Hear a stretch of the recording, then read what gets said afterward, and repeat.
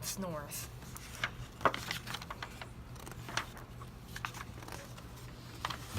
On Monday, Daddy's snore boomed like a dinosaur's roar. The windows rattled and the walls trembled, so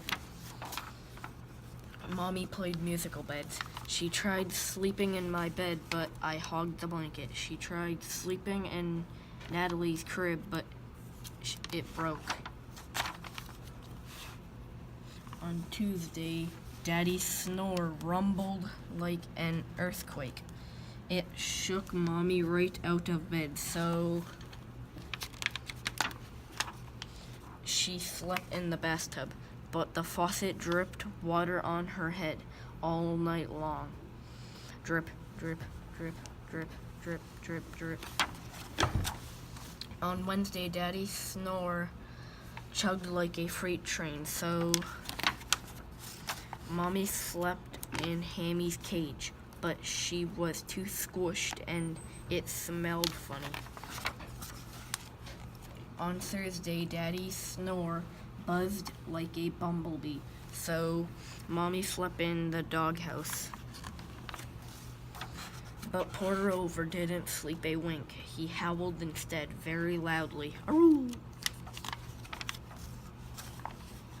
On Friday, Daddy's snore whistled like a teapot, so this time, Mommy made Daddy sleep in Splishy's bowl.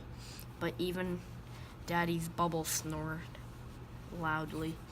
It wasn't fair to Splishy at all. On Saturday, Daddy's snore honked like a truck. Mommy had a great idea. She made Daddy sleep in our tent. But he woke up all the birds. Then the birds woke up us up. It was not a great idea after all. On Saturday morning, Mommy looked like a zombie having a bad hair day. No more snoring, she yelled. She took Daddy to the doctor, and the doctor helped to cure Daddy's snoring. On Sunday night, Daddy didn't snore at all. Our whole house was quiet. Mommy slept, I slept, Natalie slept, Rover and Splishy, and Hammy slept until, thanks, I'd love more ice cream.